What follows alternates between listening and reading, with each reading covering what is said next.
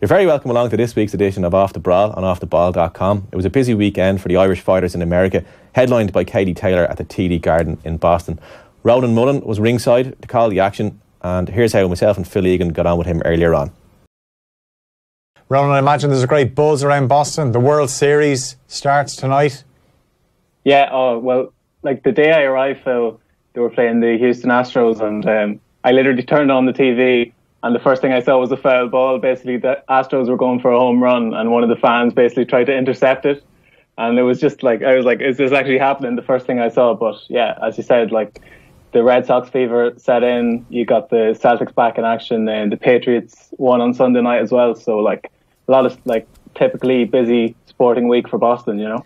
Yeah, it's a great city for sports. So obviously you were in Boston Garden on Saturday night. Katie Taylor was the main focus for Irish fighters, and just we talked about it last week, Ronan, and how she can only beat who's put in front of her. We all expected a really tough test from Cindy Serrano, and it just never materialised.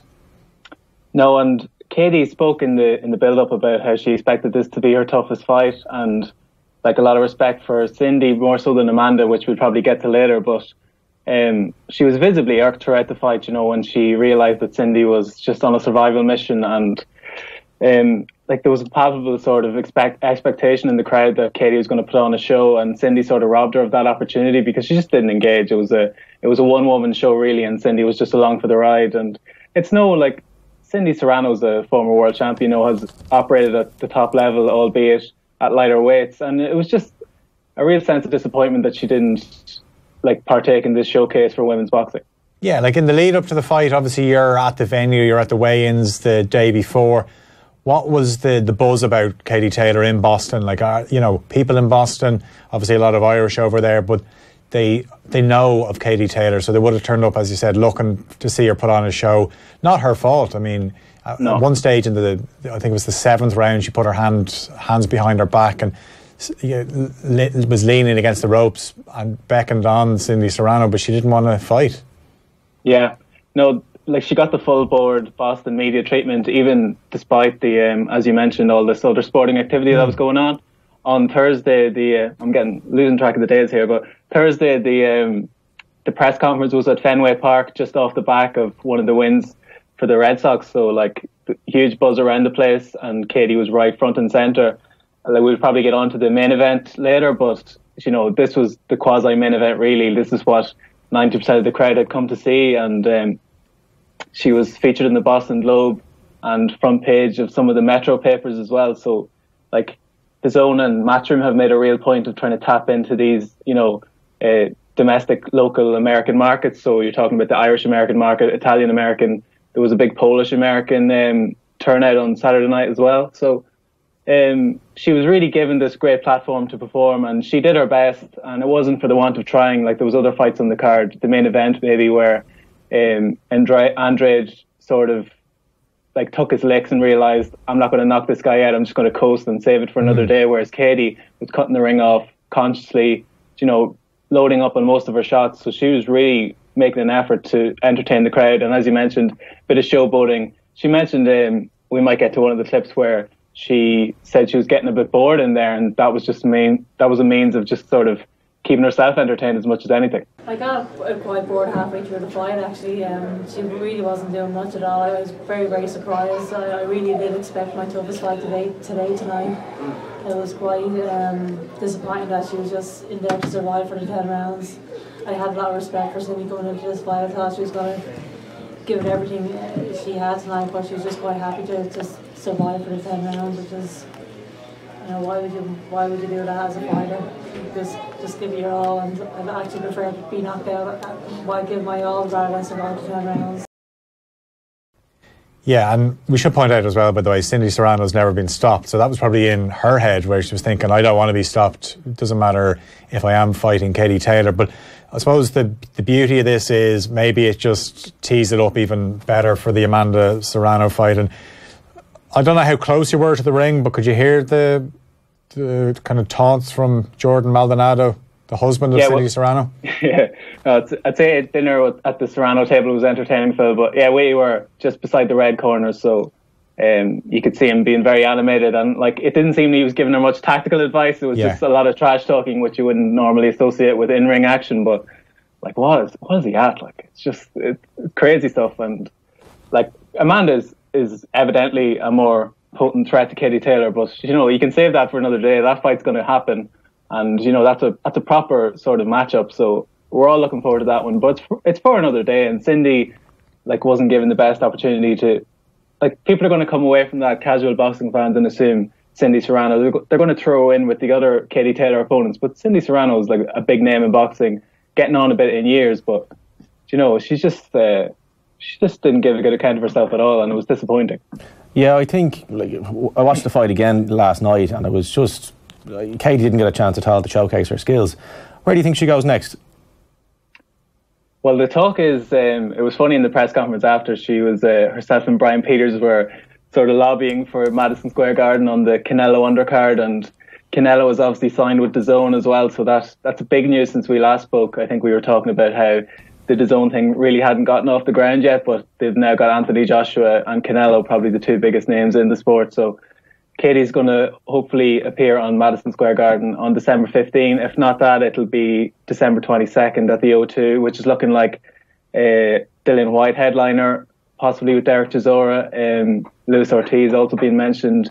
So we'll see what happens there. If Dillian White doesn't appear, it'll probably be Kell Brook headlining. So either way, Katie's going to have a big platform before Christmas.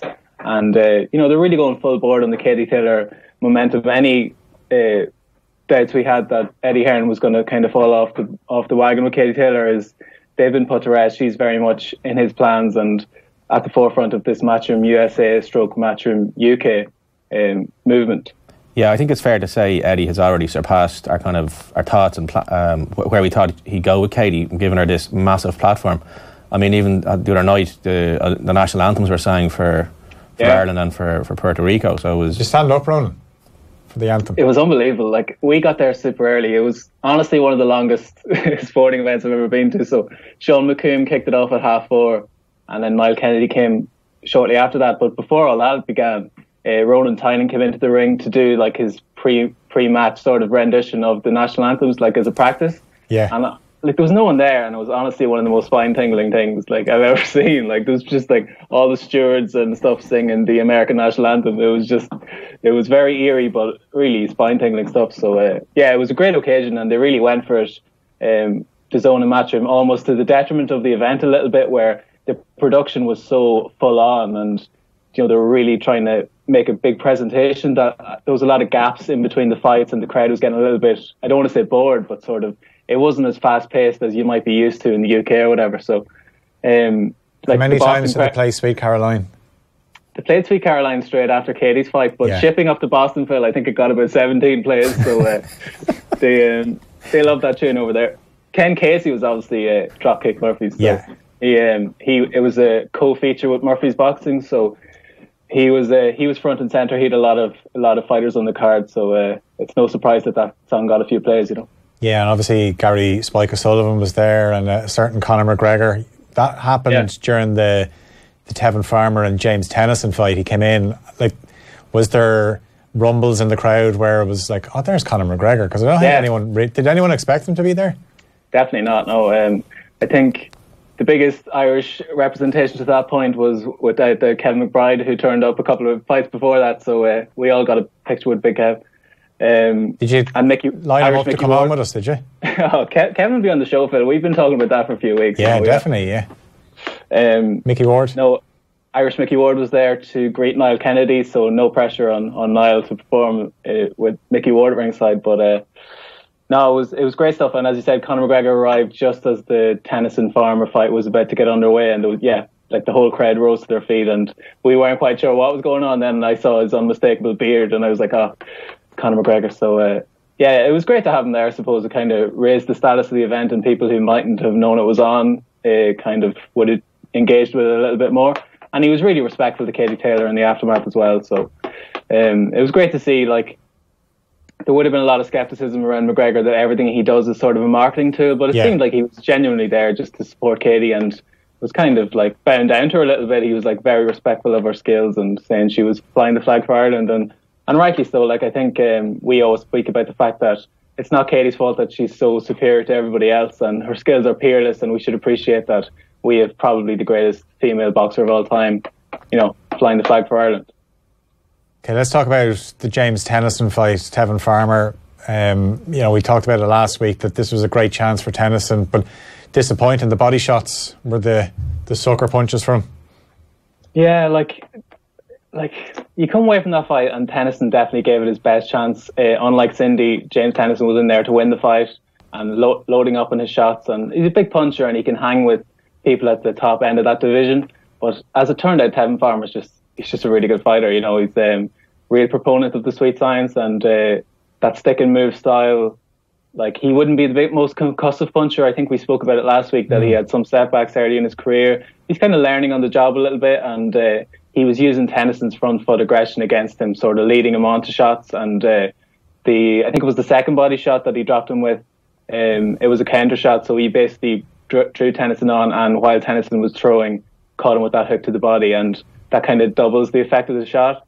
And that's classic. That's boxing 101, and Tevin Farmer, he's going to be a headache for anyone in that division, especially Gervonta Davis. Like, that's a real high caliber fight at the top end of that division. But James Tennyson's only 25, and he would have taken a lot away from that fight, in terms of the acumen on the inside, and like, that's a huge occasion, like a huge card. So he'll never have to worry about the mindset of gearing himself up for a big occasion like that again. So like, there's a lot of learnings, to use a Joe Schmidt sort of truism, a lot of work on Phil. But I think James will come away and he'll be better for it in the long run, I think.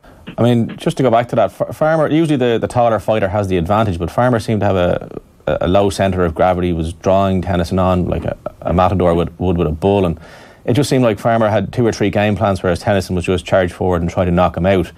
I mean, how much do you think Tennyson can take from this, and where's next for him? Like, he can probably, like, this opportunity came probably quicker than he would have expected. He's just, that win over Martin Ward kind of propelled him up in the rankings, and he was presented with this opportunity at 6 weeks' notice, and anyone who knows James Tennyson knows he's not going to turn down a chance like that. So he'll definitely come again. Maybe it'll be a couple of fights down the line before he gets back to the very top end. But Tevin Farmer, the world is his oyster now. I think we spoke about it last week that he's one of Matchroom's US-based world champions, so that's a big kind of calling card for him for the time being, until the brand could sort of evolve. So at the moment, he's one of their featured players, and like, he took his opportunity with both hands. It was without a doubt the performance of the night, and fair play to him. He's really burst onto the world scene now. Yeah, talk of John O'Carroll. I'm seeing a bit of social media action. Well, John O'Carroll is entering into the final eliminator for that title. So if it doesn't come as a voluntary defence, like, I think Jono's best course of action would be to take the final eliminator and get that win under his belt, and then fight Tevin Farmer with all the add-ons that come with being a mandatory challenger, like no rematch clause and so on. Better cut of the money. Yeah. So I think Jono should back himself and win the final eliminator as a Matchroom debutant again. Granted, he was with him before, but like, he's properly a Matchroom boxer now, and like, try and win that fight in good fashion, and then like really set himself up for that Farmer fight early part of next year. Just moving on to the main event, Andrade against Coughton and Duca. Coughton Duca, Simon. One more time. People will ask, where were you when Walter Coughton Duca fought for the world middleweight title? And I can say I was there, Simon. I saw the man in action. I was there to watch Billy Joe Saunders and Demetrius Andrade, but Coughton Duca turned up. Well, just on that, he nearly won the fight by disqualification in the first round. Yeah. What did you make of that shot when he was on the ground? Yeah, it was an odd one, because it seemed like a very clear disqualification to me. Like, he was clearly struck on the ground, and anyone who follows Roy Jones, friend of the show, Roy Jones, he was DQ'd, lost his world title to Montel Griffin and his undefeated record for punching someone prone on the ground, and that was exactly what happened there. And it wasn't one of those where the guy was falling to the ground and he clipped him on the way down. Like, everyone could see that Coughton Duca was down, and he just struck him clean. And granted, the man is tough as nails. Like, he was dropped 4 times and just kept getting back up and didn't complain. Like, there's many fighters, I remember Andre Durrell sort of milked a similar situation a couple of years ago where he got hit in the ground and basically like called on the referee to disqualify the other fighter. So credit to Walter, he just got up there and got on with it.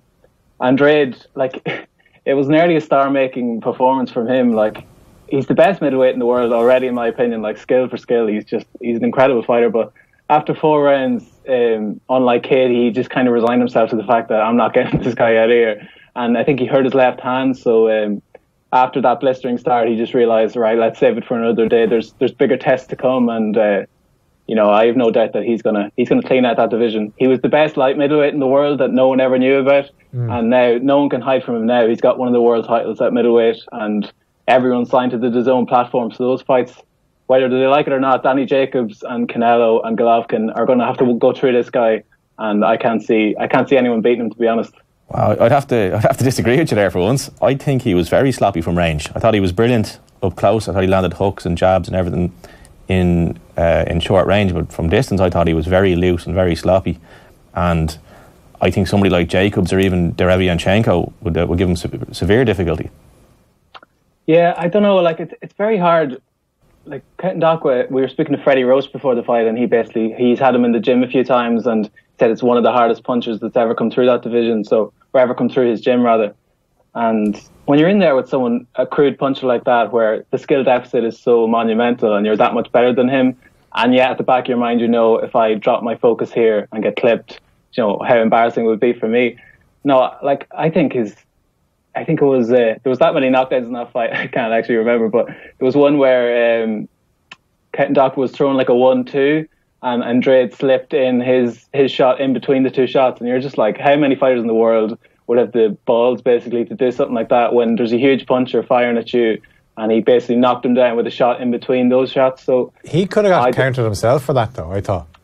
Yeah, it was weird when he seemed to be off balance. Like, I haven't got a chance to watch the fight back now, but it did seem he got clipped a little bit, but like Steve Willis, our favourite referee, obviously, so Kenton Dockwood got hit heavy there, and just like, you can't blame him for missing maybe a brushing shot. I think that was more of a balance thing. You probably had a better vantage point than me on that. What did you think of it? I think there was contact, so technically he could have been counted because he touched the canvas with his glove. So, but I think at that stage Steve Willis was looking at Kenton Dockwood. Steve Willis getting excited. He was. You know the way when there's a one-sided fight, he tends to put his eyes, all his focus is on the fighter that's in trouble, because he did say to Kenton Dockwood that you gotta show me something, or I'm gonna call this fight. So he was just constantly looking at him.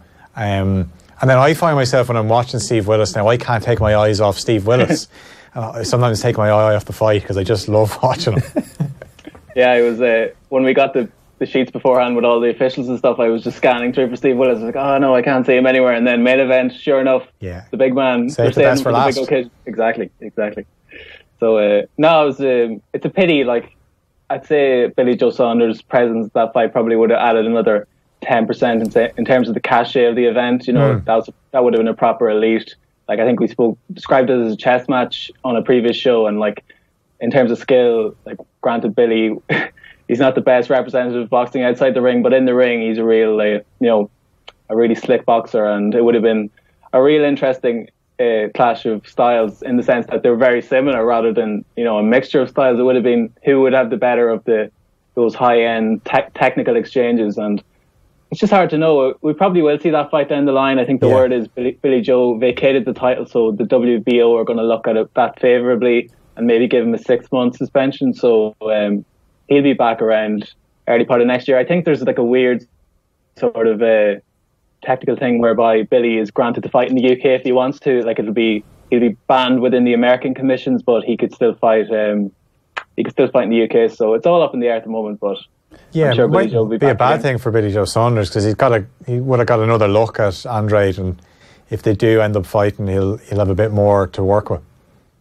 And that's another thing on Simon's point earlier, that when you're in the gym preparing for a southpaw, a slick southpaw, and then a couple of weeks beforehand you're presented with this, marauding puncher from Africa that no one's really that familiar with, I suppose you have to kind of, take your chances. And he's kind of learning as he went. I'm sure there wasn't that much film on Walter before the fight, so Andrade was probably a little bit wary of, exposing himself too much. Yeah, there was a good crowd there for him, because he's obviously Rhode Island. He's not too far away. Yeah, there was a lot of boo-boo chants, and as you said, from Providence, and there was a lot of them made the trip down. And It was just a little bit of disappointment. I think after one of the knockdowns, he jumped up onto the turnbuckle and the place was shaking. And it was like if the referee had waved it off there, that would have been a real star-making turn for Andrade. That clip would have been played over and over again. But as it turned out, it was quite a meek ending to proceedings. And that was a great punch. It was a great shot. Like he's class. Like and imagine how good he was at light middleweight, where he had a size advantage over everybody.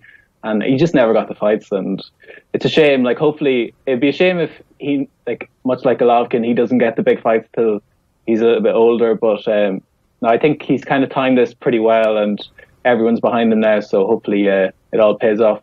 Yeah, and I know myself and Simon are going to talk about Danny Jacobs later in the show, but he'd certainly be looking at Jacobs if Jacobs wins this weekend. Obviously, both promoted by Matchroom, so it's an easy one to make.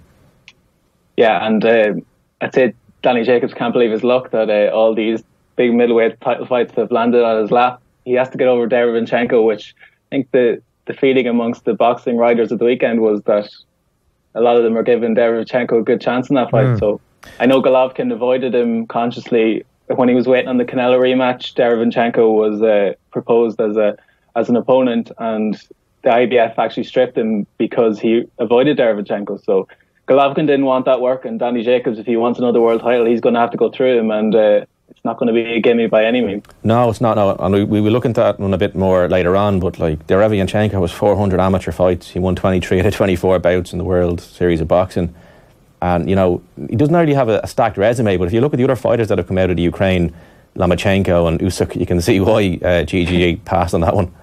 Yeah. No, well, yeah, as you said, like it would have been nonsensical for Golovkin to take a mandatory challenge at that stage while waiting on one of the most lucrative fights around. So, I wouldn't fancy taking Derevyanchenko on a whim, but Jacobs, it's been enforced by the IBF. So if he wants the world title, he's going to have to take him out. And Danny Jacobs, one of the greatest stories of boxing, and I'll be hoping. I'm sure Derevyanchenko can come again, but Danny Jacobs is entering the last lap of his career.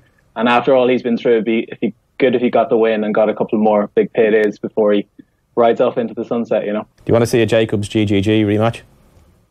Yeah, I thought it's been a while since I got to watch that fight back, but at the time I thought Jacobs might have done enough. I think the knockdown probably swung it in Golovkin's favour, but a rematch now, I think you'd have to make it even more of a 50-50 given the slight decline that Golovkin has been on, that maybe Jacobs would fancy his chances, but yeah, let's see that one again, and let's see Jacobs against Canelo and Andrade against Canelo. There's some great fights to be made unless Rocky Fielding comes in and spoils the party in December, but we'll see what happens there. Before we go, there was other Irish fighters. Niall Kennedy, we mentioned him, but we didn't actually talk about his fight because that wasn't televised. Sean McComb's fight wasn't televised either. You were there, so how did they perform? Yeah, we actually have a clip of Niall Kennedy. He was the second fight in action after the event got underway, and he got a good win over Brendan Barrett, and we went to his dressing room after, and we just put it to him that I think Brendan Barrett was about as wide as he was long, and it was a difficult man to sort of navigate, and here were Niall's thoughts after that fight.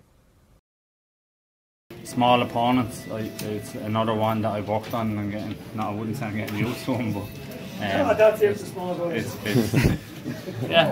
And there's things I can take out with my jab. I have to be busier with my jab because when I was throwing it was working, it was easy. So just have to, Pascal probably said I have to listen more, maybe is the best thing.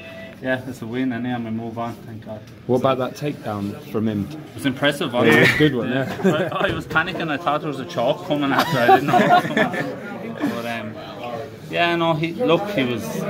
he was unorthodox. He was hitting me. I have a dead right arse cheek, and I don't think you're supposed to have one of them in boxing. So. But he's just, he was unorthodox. He was a big, rough. Jesus, he was wider than he was tall. So he was physically strong. But I can't explain some of the things he was doing. He was trying to trip a couple of times, and when he got me down, I remember being on my face thinking, I'm not a million % sure this lad is stopping here. I didn't know what I was going to do. So. Yeah, but it was unorthodox. It definitely wasn't pretty, I'd say, but I got over, I got the win, and I've no injuries, and thank thank God I can go again next week if I had to. And what is it like to box at a big show like that now? It's amazing, and it's like fantastic support. My support out here is getting better and better. I've lads here from Gorey that had booked the flights, and Gorey are in the county final tomorrow and hurling at home, so that's a massive thing. But wearing the neb and the socks for it, and look, that people wouldn't know that fight was very. There's a lot of sentimental stuff going on. As well, my best friend is battling cancer at home. He's leukemia, he's under a lot of pressure, and it's the first time myself and my wife have both been away from the little man as well. So yeah, look, there was a lot of reasons to fight and there was a lot of reasons to win, and bar a chokehold, that man wasn't beating me tonight, you know. That was, I think the chokehold he would have, alright. So yeah, we move on anyway, and thank God. It definitely wasn't pretty, and I'm not pretty, so maybe that explains it. What's next year? Who's the Irish heavyweight champion in the long time? It's vacant. Tyson Fury was the last one, wasn't he? Tyson was, We're talking to Kevin McBride about it, Strong, and we're trying to get that made for the team. So no, that's vacant. But I'm not based in Ireland, I'm based in America. Yeah.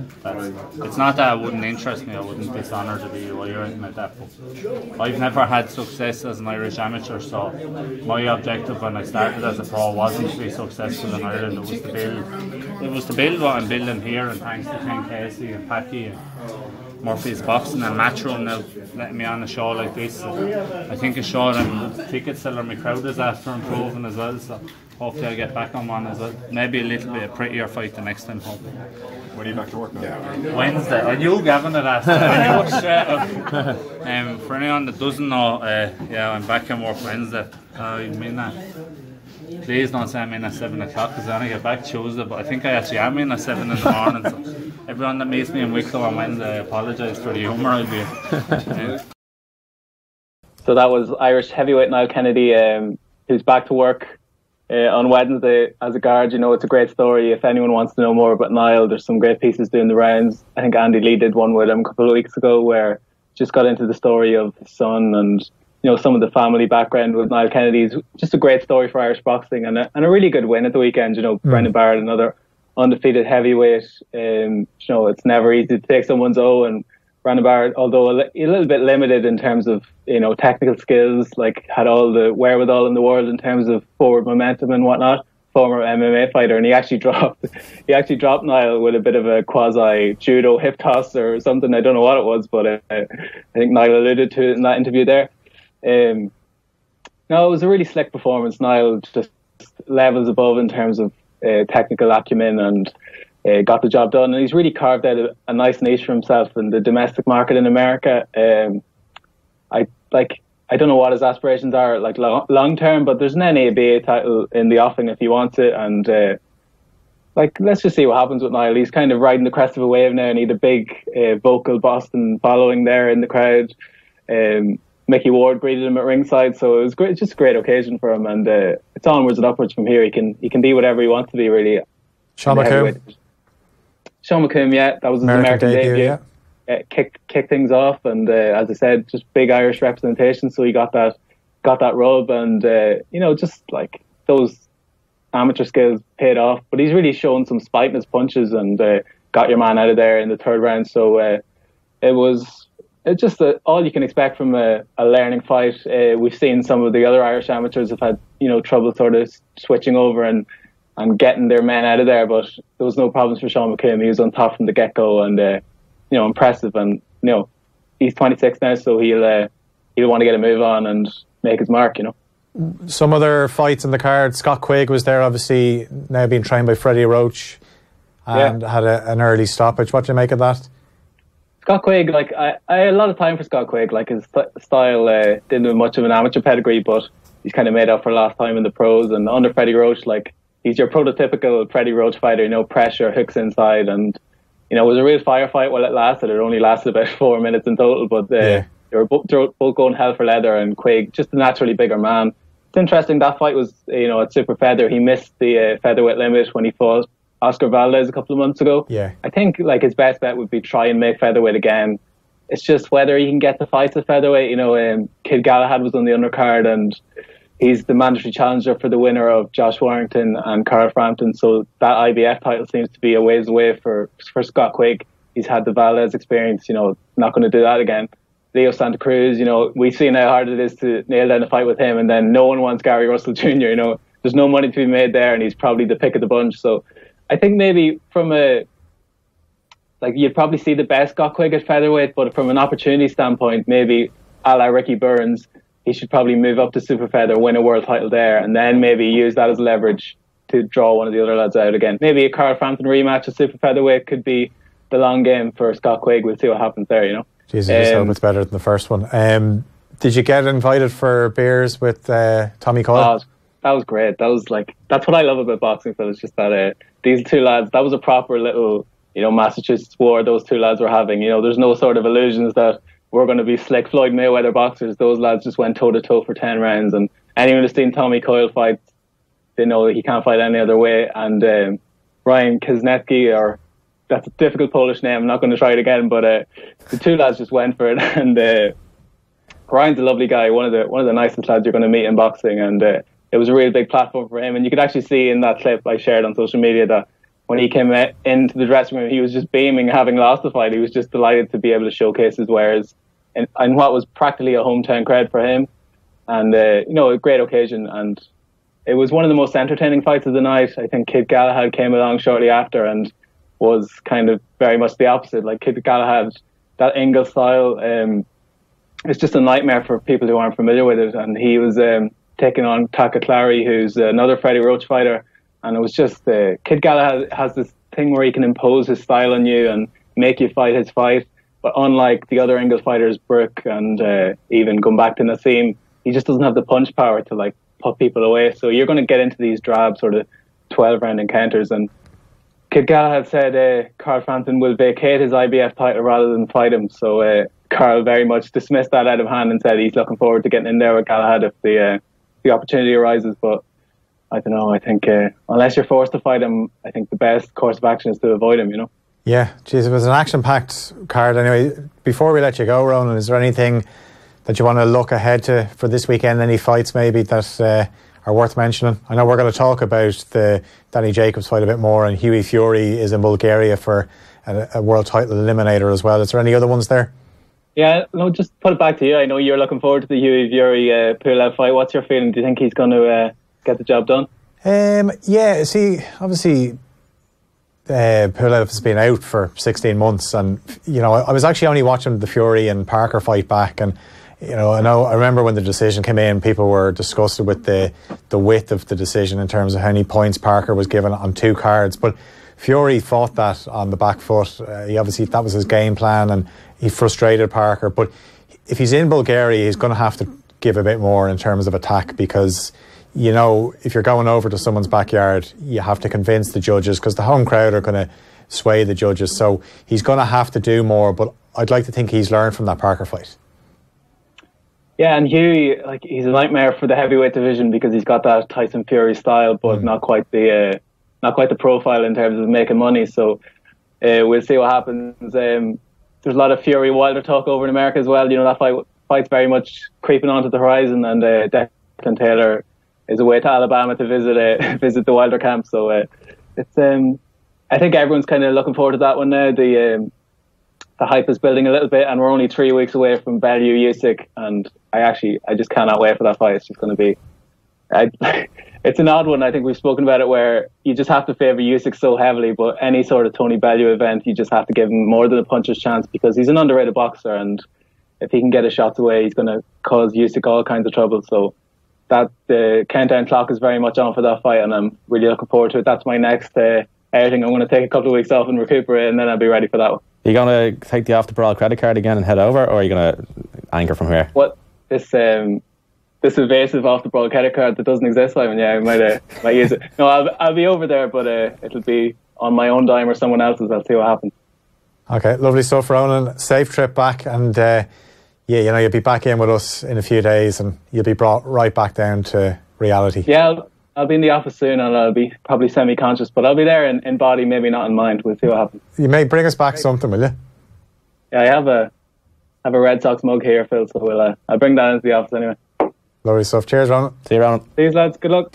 Yeah, so you may have noticed we've actually switched seats now since we spoke to Ronan. He's got a tough life, doesn't he? Yeah, he seems to be enjoying himself over there anyway. And in fairness to him, you know, watching fighting from 4:30 till 10 or 11 at night isn't the worst job in the world. So we're looking forward to having him back. But you know, it was a great weekend for Irish fighters. It started on Thursday night with Jason Quigley, and he spoke on OTBM on Friday directly after the fight, and this is what he had to say. It's great to go and win a vacant title, but when you go out there, win a vacant title, then you go and defend it, then you can really say you're the real champion. You know, it's a great feeling, and it was a great fight tonight. Yeah, very much a case of job done, but tougher work than you expected, Jason? Yeah, to be honest, you know, the first 4 or 5 rounds did exactly what my corner told me to do, did exactly what the game plan was, and went out there, you know, boxed the ears off him. So I did, as you could say, in the first 4 or 5 rounds, and it was kind of maybe a bit too easy, and then I got a wee bit lazy and got brought back into a bit of a war and a bit of a fight. I don't know if that's the Irish in me or what it is, you know, but I got drawn into a fight, and I had to get back out of that again and get back to my boxing near the later end of the fight, and that's what I did to get the victory. What's happening at that stage, Jason? Because by all accounts, reading the reports, that was exactly it. It looked as if it was a case of your really confident start. Like, you're, by the sounds of things, you're thinking, right, I have this guy exactly where I want him. So what are you thinking at that point when you talk about that sort of laziness? Yeah, well, I'm not too sure. You know, it's something that I'm going to have to go back and assess now. You know, kind of what went on through that distance. Maybe it was just Freddie Hernandez. You know what I mean? He's a strong veteran, experienced fighter. You know, maybe that was his game plan. You know, to maybe take a few shots early on and then try and come on strong in the middle half of the fight. And you know, it worked for him, but it just wasn't good enough. Yeah, and in that sort of that middle part, like, it becomes a bit of a slugfest. Is that right? It's a good bit of sort of pulling and dragging, I suppose. Of course it was. You know, and when I'm at my boxing and when I'm moving, sticking the jab, throwing nice clean right hands, everything like that. You know, everything's on point. Everything's looking like $1 million. I don't know, as it says, what's in me. I do tend to like to get into a bit of a war and let shots go and try and bang men out of there. It's something that I'm going to have to just pull back the reins on a little bit and stick to my skill and stick to my talent a lot better. But you know, as I says, and I said this in interviews before the fight, Freddie Hernandez is going to be a great test for me, and he was a great test for me. These are the types of fights and the type of experience that you need to get to the top level, and tonight you could say maybe a passing exam of being in with a veteran, and you know, he's a top class fighter, so it was a lot of experience. He's a rugged, uses all the tricks of the trade that he has learned over his 19-year span, and you know, he used them well tonight. But as I said, that's in the bank for me now. That's experience learned tonight, and I came away victorious and still undefeated and still the NABF middleweight champion. So that was Jason Quigley speaking to Adrian and Owen on Friday's OTBAM. And I think it's fair to say, Phil, that he got a slightly harder fight than maybe he was expecting.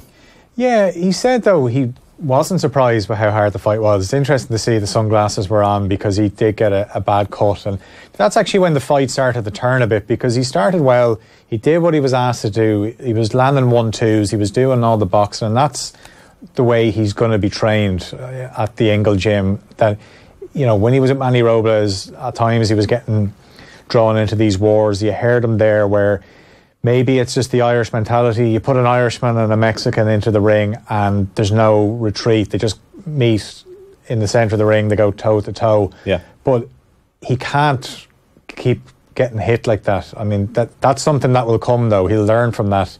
You know, he did take a few digs, but you know, it was never a fight when I was watching it I thought he's going to lose.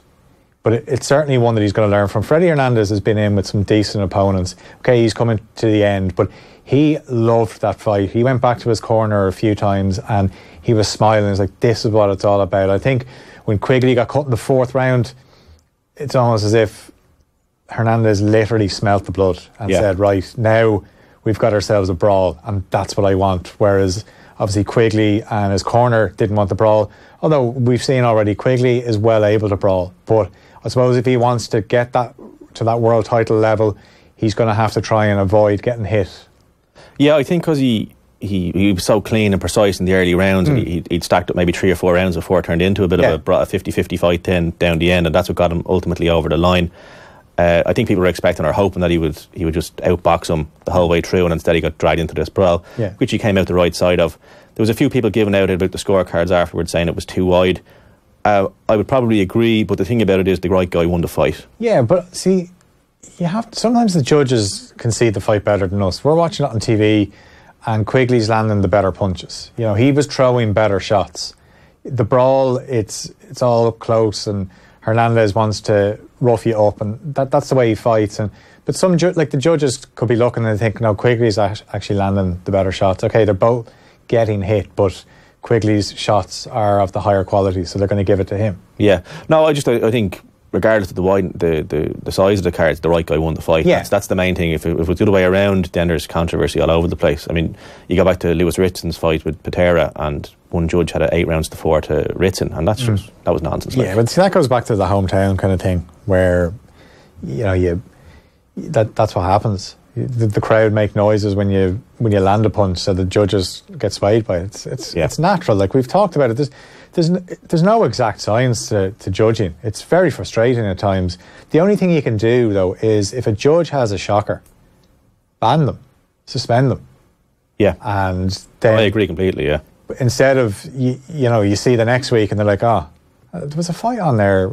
What fight was I watching? And Adelaide Bird, for example, was a judge. Like how can this keep happening? Yeah. So the interesting thing then, obviously, like Quigley had talked about how he was in line for a shot against Ryota Murata, a world title shot. Okay, it never materialised. I think the Freddie Hernandez fight, it's one of those that in a few years, if Quigley keeps improving, which we expect him to, then you'll say, that Freddie Hernandez fight was a great one. But if he comes back in his next fight and hasn't learned that much from it, then you've got to start saying, right, you've got to start learning. But he's still in very early days with the Ingle gym. Obviously, Dominic Ingle wasn't there. He was actually in Boston. Keith Galahad, he was in his corner that night. Yeah. So John Ingle was there. But look, the message is going to be, we know the way the Ingle camp like to fight, just basically avoid getting hit, and that's something we're going to see down the line with Jason Quigley. Murata and Brandt was the main event, but before we get into that, Michael Conlan was on that card. And see, we always kind of talk about Quigley and Conlan almost in the same way, because between them they've been in world amateur finals. Obviously Conlan won his final, Quigley got a silver medal, so they've got the amateur pedigree. Conlan fought an Italian, Nicola Cipolletta, who was a nightmare to fight because he just ran for the whole fight. He was a lot taller than Conlan. He was like Simon Cowell. He had his trunks that high up, and Conlan actually got warned a few times for hitting below the belt. Yeah. He'd cover up. He was an absolute nightmare. That's a fight that Conlan will learn from, because he was so frustrated.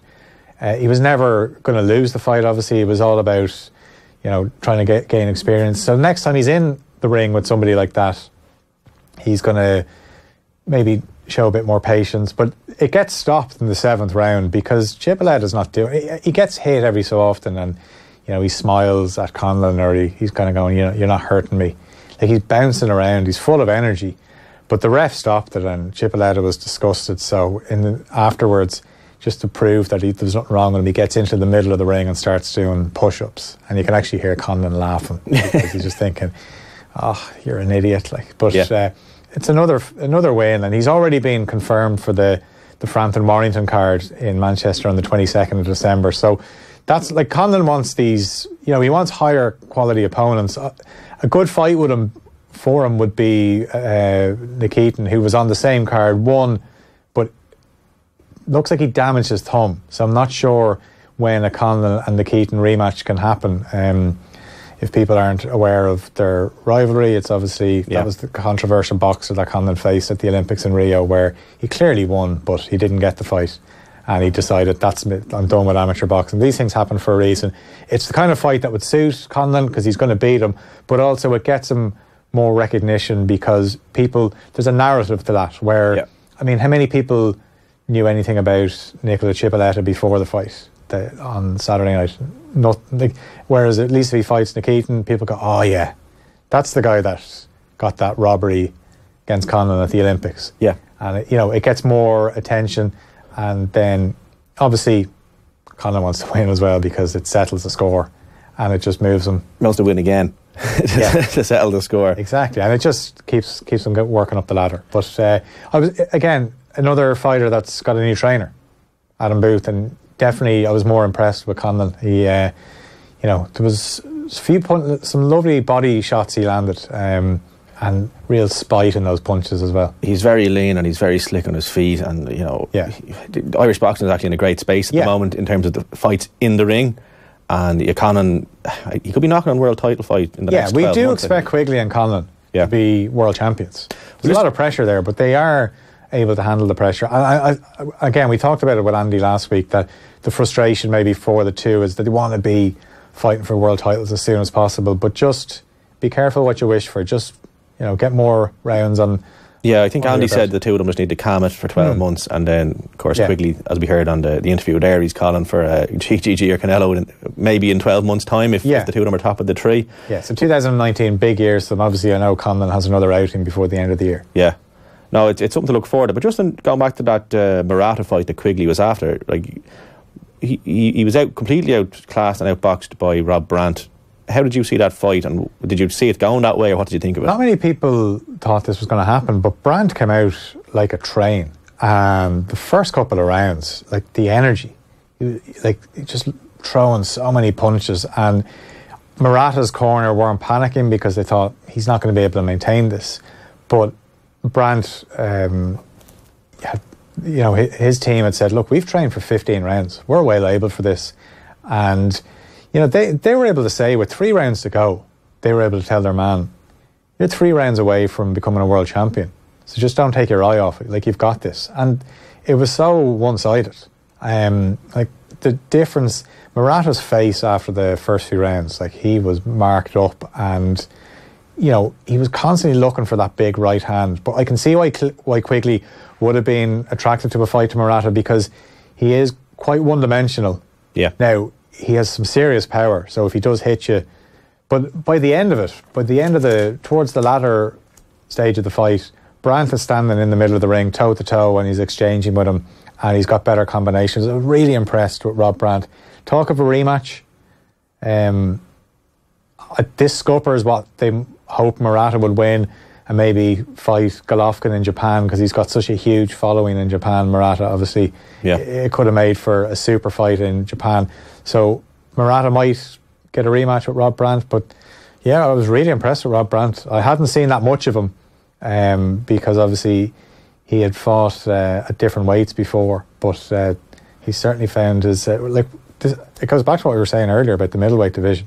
Yeah, well, I mean, Brandt averaged 100 punches a round in that fight. Yeah. So if it was marked up after 4 rounds, you could see the state he was in after 12. Yeah, no, he was relentless. And the telltale signs for a fighter then, obviously, later in the fight is if they start holding, because they need the rest. There was nothing. He just kept going. So I don't know what they did in training camp, but he was well conditioned, and he also, it meant so much to him. He just kind of got the sense that he wasn't going to walk out of that ring unless he won the world title. Okay, it's not as lucrative a world title as some of the others, because look, the king of the middleweight division at the moment is Canelo. And it's fighting at super middleweight. Yeah. But even looking at the division, I mean, we have the Jacobs-Derevianchenko fight this weekend, which is a super fight between two extremely gifted boxers and technicians. And we said earlier that Derevianchenko has 400 amateur fights. He's 23 out of 24 in the World Series of boxing, but his resume is quite empty. Whereas you look at Jacobs, and he's got the knockout wins over Quillen and True and Mora. So looking at it, you'd have to favour Jacobs on paper, but the more I think about it, I think I like Derevianchenko on points. Yeah, but we've seen with Lomachenko that you can have an excellent amateur career and be fast-tracked in the pro ranks. Yeah. It seems to be happening more and more these days. But I wonder, will weight be a problem for Jacobs? Because this weekend, when they rehydrate, they can't rehydrate until the secondary weigh-in, which is on the day of the fight. Whereas when Jacobs fought Triple G, he was able to rehydrate after the first weigh-in the day before. And by the time he got into the ring, like, he was huge. Yeah. So I wonder, will that be an issue at all? Do you know what? It's one of those things that it mightn't be at all, and maybe you come back to the fight and go, it wasn't an issue, but if he's struggling, then it's talked about. No, I think you could be onto something there, specifically because it's coming up in the Khan-Brook negotiations, where Brook has agreed to fight at 147 by the looks of things. Khan wants to fight at 147, but Khan is looking like he's stipulating that Brook can't rehydrate more than 10 pounds after he makes weight, and that appears to be the sticking point. So you could be very well onto something there in relation to Jacobs. Yeah, with certain fighters, like, they will put their body through hell. I know all fighters do to make weight, most of them anyway. But then you get to the finish line, and then it's right. Let's rehydrate. But can you imagine if you have to go to bed that night and you're still keeping an eye on your weight? Yeah, you're off the tomato sauce. Yeah, no, it could be. Like, when you make weight, apparently that's the release. You look at, for example, not to be bringing Two up steaks, please. Yeah, not to be bringing up. But even David Hay, when he fought Enzo Maccanarelli, he made the weight and he had 2 steaks that night or something like that, and he was just huge the next night. So it's maybe something boxing needs to look at down the line. Starving there, you're talking about steak. But I think in terms of the middleweight division, we're seeing a very stacked middleweight division for the first time in a long time. Yeah. And if you list through the names from GGG, Canelo, Andrade, Jacobs, Derevianchenko, and then even further down, Murata and Ndam, and then I think Quigley should be looking for Ndam if that fight's doable next for him. I think it'll get him into the ratings. He'll still be under the radar a little bit while the top guys kind of sort it out, and then maybe further down the line he can look at Murata or Andrade or whoever else. Yeah, no, there's a lot of good fights there. It'll be interesting. I wonder how soon back these fighters or his camp look back at the fight and the performance, and they're able to identify what they did right, what they did wrong. But I think the reason there's so much kind of talk about Jason Quigley is because, you can see how dedicated he is, so he's going to do whatever it takes. And I'd imagine in his next fight, like, you'll see improvements, and gradually. So that's why I think we've talked about just work your way up, and then when you get that chance, you're ready. Because we've seen it before with Irish boxers where they go in for a world title, but they shouldn't really be there. And then you see with other fighters that on the night, it's their time. Well, not to be going back to Tennyson, but I know he took the opportunity on 6-week notice, but he jumped up 3 or 4 levels there. And of course, it's easy to say it now, but yeah. Well, see, the attraction for that was, okay, he could be fighting a guy that's a better boxer than him, but up until Saturday, we didn't think Tevin Farmer's power was going to be an issue. Yeah, like, you would have thought, okay, he might get outboxed, but he has the ability with the power that he has that he could stop Farmer if he's able to get him. He's quite elusive, obviously, which we found out on Saturday. Yeah.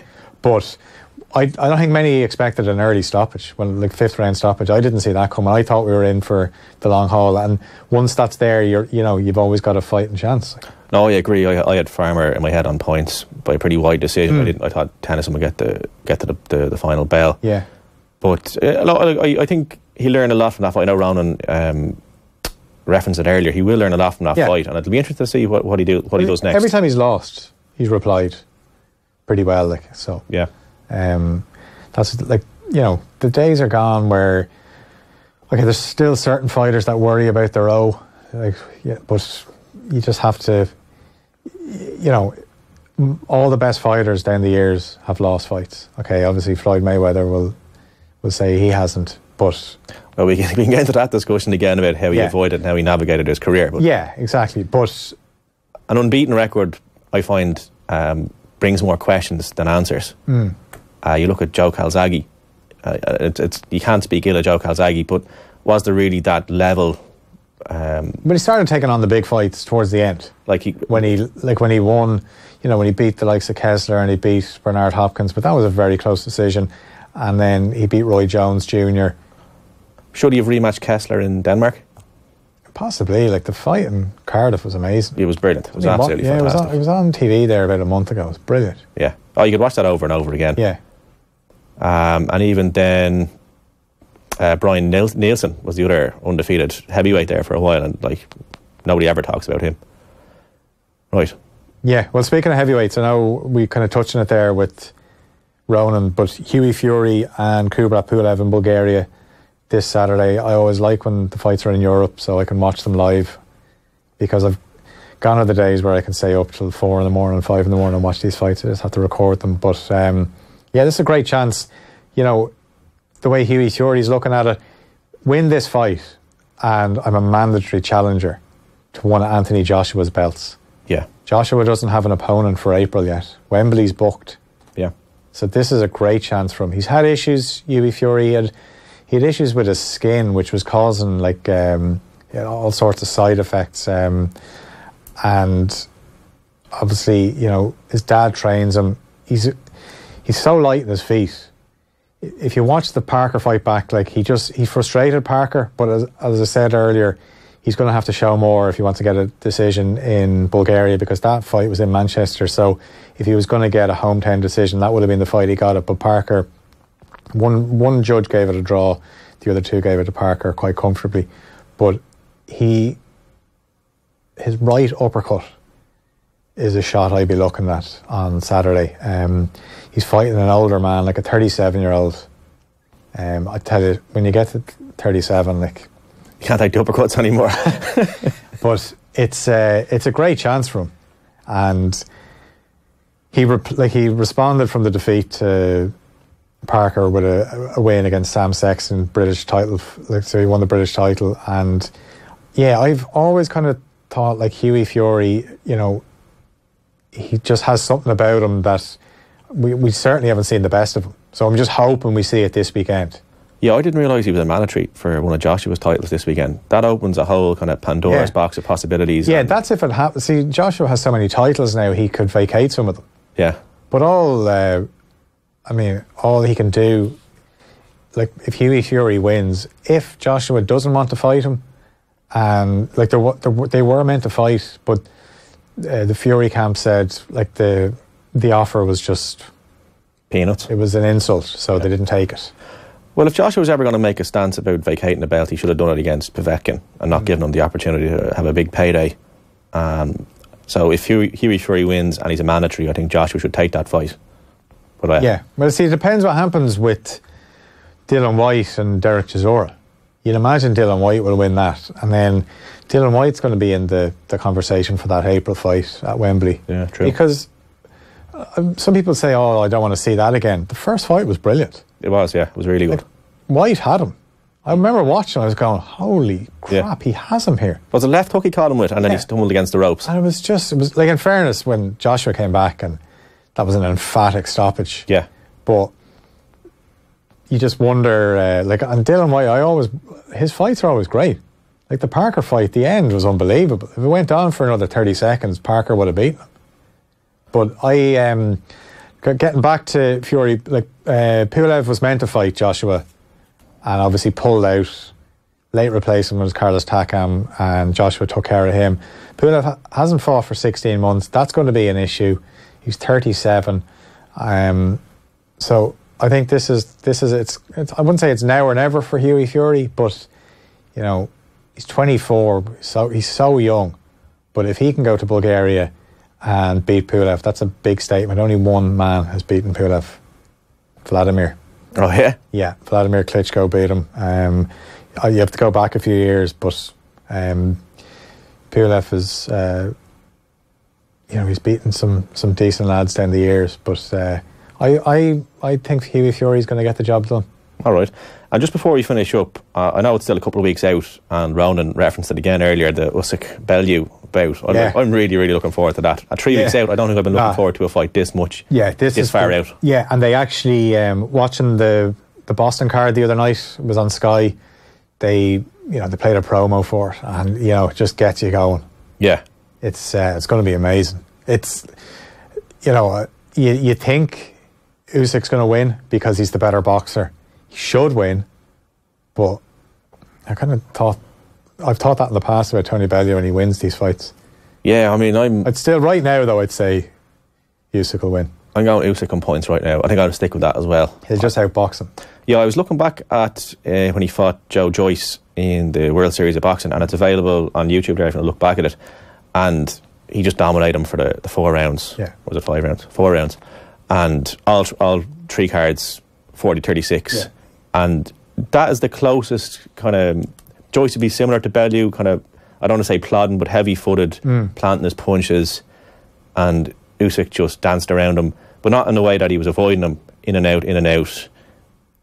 Took him where he wanted the fight to go. And at the end, actually, he stood and banged, and he landed a few as well. So, he's class. Yeah.